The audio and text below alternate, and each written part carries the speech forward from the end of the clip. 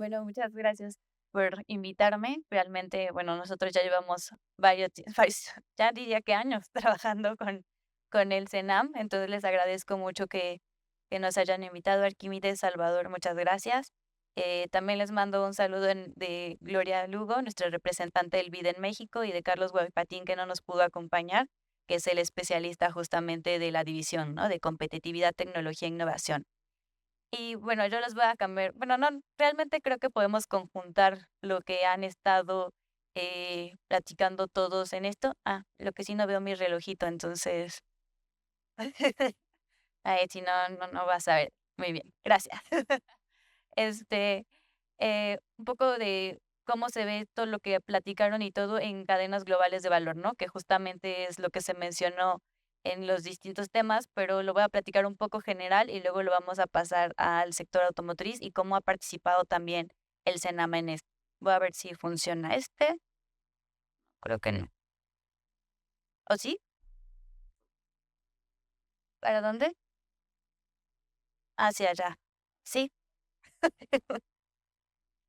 No sé si fui yo, pero bueno. Entonces, rápidamente, ¿qué son las cadenas globales de valor, no?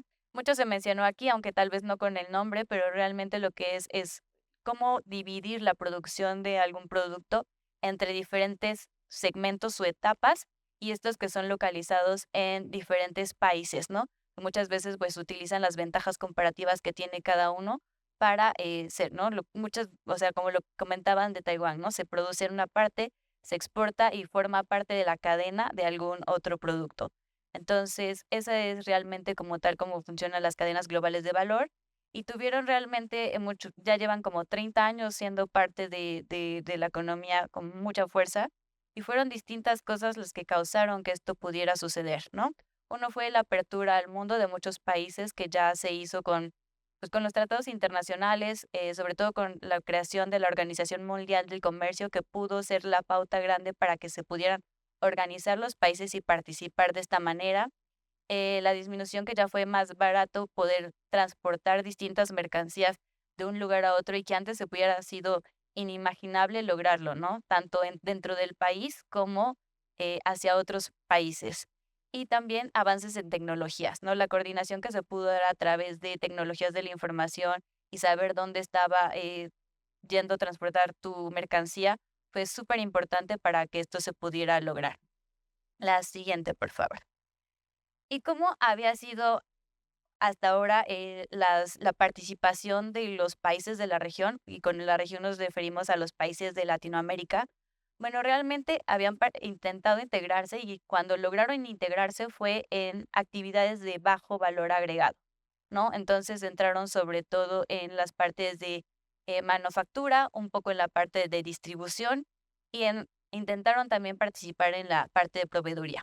Esta como sonrisita que se ve aquí en la gráfica ha cambiado, o sea, en los últimos años ya no se ve así, sino ya se va aplanando mucho más, pero bueno, de entrada, esta fue la manera en que los, países de Latinoamérica pudieron participar, y lo cual generó muchísimo impacto, no solo por, formar parte como tal, sino por la cantidad de conocimientos que podían acceder a través de estas, ¿no? Entonces, no tenían que desarrollar la cadena completa, sino formando parte podían especializarse y generar capacidades en ciertos eslabones de la cadena. La que sigue, por favor.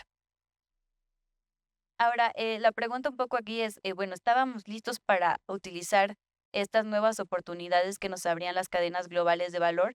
Y aquí un poco fue donde resurgen, bueno, surgen más bien las políticas de desarrollo productivo, que fue un poco modificar las políticas industriales que existían y que habían tenido en los últimos años pues un poco de mala fama y entonces se volcaron, ¿no? Y para el BID sobre todo fue muy importante buscar que estas políticas de desarrollo productivo se fueran implementando y lo que se buscaba era justamente cerrar la brecha de productividad entre los países desarrollados, ¿no? Entonces, que pudiéramos alcanzar de cierta forma a la productividad que se tenían en otros países y sobre todo en los que estábamos cercanos, ¿no? Estados Unidos fue uno de los países que hizo que justamente México se pudiera integrar de manera rápida y contundente a estas cadenas. La siguiente, por favor. Y bueno, ¿Qué implicaciones tiene este modelo para estas políticas? Al nacer como tal las cadenas globales de valor, también surgió un nuevo método de gobernanza, ¿no?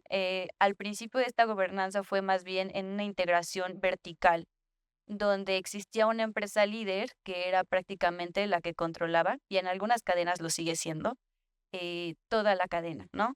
Y que prácticamente podría decidir quién entraba o formaba parte de su cadena y hasta qué punto compartía su conocimiento, hasta qué punto era productor de ciertas partes y hasta cuándo iba a ser esta nueva empresa capaz de recibir los beneficios. Entonces, se tuvo que crear también ese sistema de gobernanza, pasó ya más de la integración vertical a ser dependiente también de todas las los proveedores, y entonces ya no se volvió tan de empresa líder, sino ahora ya era un conjunto que requirió muchísima más coordinación de la que hasta ese momento existía, porque ahora tenían que coordinar no solo la empresa líder, sino todas las que fueron proveedores, que normalmente también son empresas o medianas o incluso grandes, que pueden ser las que le están dando la proveeduría.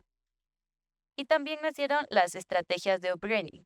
Estas se pueden definir y sobre todo para México en cuestión de tres cosas para lograr. La primera es mejorar en los eslabones, ¿no? Entonces, si forma parte ya México de algún eslabón en particular, compararse con otros países y ver cómo podría mejorar dentro de ese mismo eslabón, ¿no? Generar nuevas competencias, nuevas capacidades y poder compararse con otros, por ejemplo, China u otros que están desarrollando la misma cosa para ver que puedan llegar al menos a sus pares. Generar nuevos eslabones, ¿no? Como veíamos en la parte de la sonrisa, y eso es a lo que también México le apostó mucho, fue no quedarse solo en el tema de manufacturas que implicaba ensamblar partes otras, sino también desarrollar investigación y desarrollo y las partes de diseño, incluso en el tema también de semiconductores, ¿no? La creación, la generación de los chips y todo, de todas las partes que pudieran ser más allá de del eslabón en la que originalmente entró, y que justamente, como decía, aparte de pertenecer a una cadena global de valor, es poder tener este conocimiento para llevarlo a tu país y tener esta transferencia tecnológica que pudieras utilizar para desarrollar y mejorar los eslabones en los que estás. Y también la generación de nuevas cadenas, que este ya va un paso más allá, pero que en México también se está buscando hacer. Estamos, por ejemplo, en el tema, el BID tiene ya varias investigaciones en tema de semiconductores, que es una de las cadenas globales de valor pues más conocidas y las que más ha mostrado interés, sobre todo en nuestra división.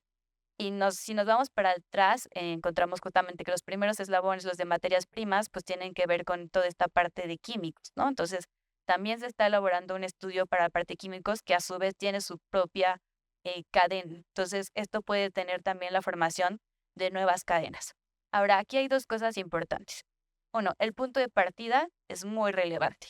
O sea, no podemos pensar en que iniciamos comparados con otros países que iniciaron ya en un nivel más desarrollado o que también no tenemos ciertos recursos, ¿no? O sea, no podemos decir, bueno, queremos generar cualquier nueva cadena.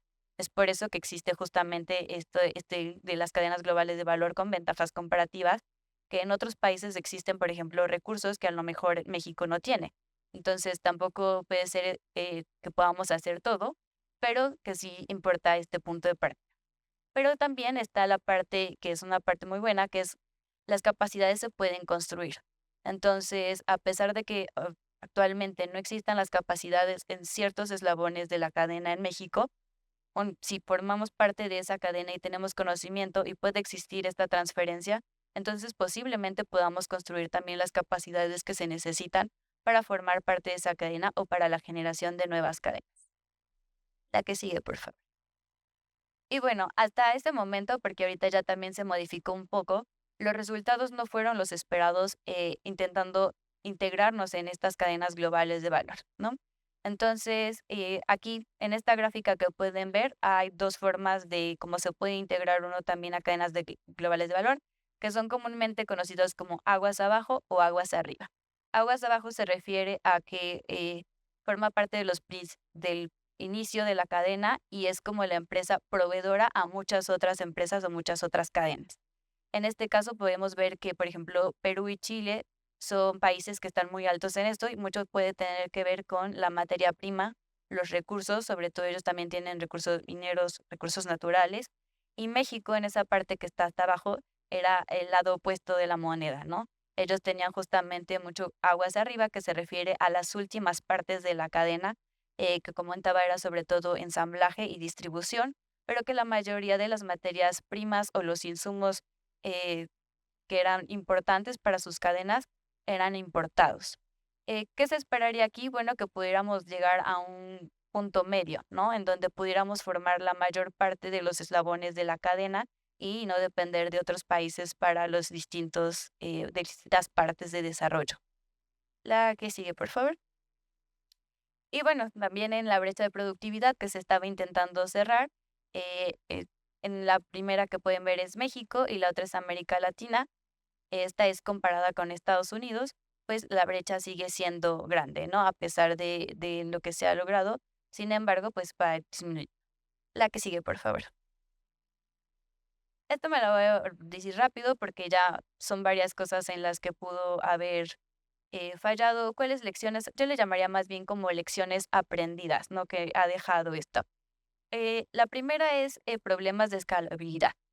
Tenemos un mundo de empresas que son heterogéneas, o sea, hay grandes, pequeñas, medianas, y están repartidas, sobre todo en México, repartidas por todo el país, y que realmente es difícil tener la coordinación de todo, ¿no? Entonces, por ejemplo, podemos tener en esta parte en el norte, en el sur, tenemos niveles de gobierno que también funcionan de distinta forma.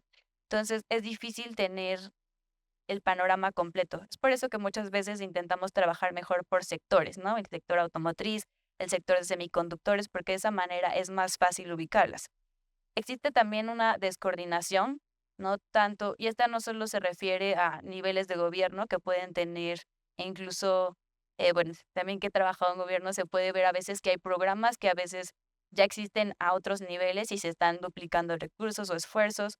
Hay veces que no se puede también trabajar como alineando el nivel federal, el estatal y el municipal, o incluso dentro de un mismo nivel con las diferentes entidades que existen. A veces hay tantas y forman parte de la cadena, que la Secretaría de Medio Ambiente, que la de Economía, que realmente es difícil coordinarlas a todos. Y la descoordinación también viene a través de las empresas, ¿no? Por ejemplo, en México lo que también suele pasar es que existen empresas ancla que buscan proveedores, pero pero los proveedores no saben qué características deben cumplir o qué es lo que está buscando la empresa ancla que les permitiría formar parte de esa cadena, o las empresas ancla no saben que la capacidad local existe y entonces muchas veces se van a buscarla a otros países cuando a lo mejor sí existe en México y sí está, pero ellos no tienen la información. Entonces esta también es un tema de descoordinación y de desinformación. La informalidad también aquí es muy importante. La informalidad repercute en muchas formas y sobre todo en la calidad, ¿no? La calidad es una de las cosas en donde más repercute porque simplemente las empresas no pueden tener en cuenta de si las empresas cumplen con ciertos estándares que ellas requieren y que no están, de cierta manera, certificados y que entonces no son confiables para las empresas. Y estas que son distorsiones macro y en torno de negocios, México la verdad es que a nivel macro está bastante bien con los tratados que tiene comerciales, el TEMEC y muchos otros que pueden tener con diferentes partes del mundo, pero también la parte de negocios, pues es la que es poco complicada, ¿no? Toda la parte de tramitología, los tiempos de espera y todo, pues pueden crear también que la inversión no sea tan bien vista en este país. La que sigue, por favor. Y bueno, ¿qué es importante entonces y qué es lo que ha mostrado que se lleve las cadenas globales de valor? Es este triple imperativo, ¿no? La eficiencia ya no es suficiente, ya las empresas no están buscando solo minimizar recursos, aumentar costos, sino se tienen que fijar en dos cosas que son muy importantes. La sostenibilidad, tienen que cumplir ciertos estándares sociales y climáticos, ¿no? El cambio climático ya lo estamos viendo, ya es una realidad y si no se fijan en eso realmente, bueno, ninguno de nosotros va a estar aquí en el futuro. Y la resiliencia, ¿no? Esto fue muy impactante en los últimos años, la pandemia, las guerras comerciales, el entorno geopolítico, las guerras, o sea, cosas que a lo mejor no se pensaban y que como mostraron en las gráficas fueron un gran pico en estas cadenas, porque como tal se rompen, ¿no? Y si están basadas justamente y dependientes de un país, si ese país deja de producir o algo, toda tu cadena se puede descontinuar. Entonces, eso también es una alerta para fortalecer las cadenas internas y tener esa reserva que cuando pasen un shock externo puedan estar protegidas y blindadas. La que sigue, por favor. Y bueno, rápidamente, porque ya también se me está acabando el tiempo. ¿Cuáles son los retos, sobre todo ya enfocándolo más al tema automotriz o de esta industria? Muchos ya los estaban comentando, pero México como tal tiene que estar preparado, ¿no? Tiene que estar preparado porque se viene un tema de conectividad donde los datos van a ser fundamentales para saber qué está pasando. Ya existe mucho, por ejemplo, todo lo que se puede generar y cómo aprovechar estos datos que van a estar haciendo en temas de conectividad.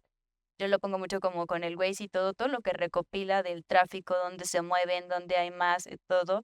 La automatización, ya estaremos viendo coches que, bueno, en muchos países lo están haciendo y que también van a llegar a México, que puedan ser autos autónomos, que puedan ya facilitar estacionarse y todas las cosas. Compartir, ¿no? Compartir los coches lo estamos viendo con Uber, con BlaBlaCar. A lo mejor las personas también cambian sus decisiones de consumo y de demanda de automóviles. Los autos eléctricos, que ya también se espera que, bueno, que estas tecnologías que son cero emisiones crezcan cada vez más. En la siguiente lámina menciono, pero para el 2035 se espera que ya estemos realmente nosotros distribuyendo y produciendo muchísimos autos eléctricos. La robotización, que ya se utilizaba en la industria automotriz, pero que ahora también va a aumentar mucho más, y las nuevas decisiones y restricciones de movilidad que pueden cambiar también la demanda automotriz. La última rápidamente, porque ya me faltan dos nada más.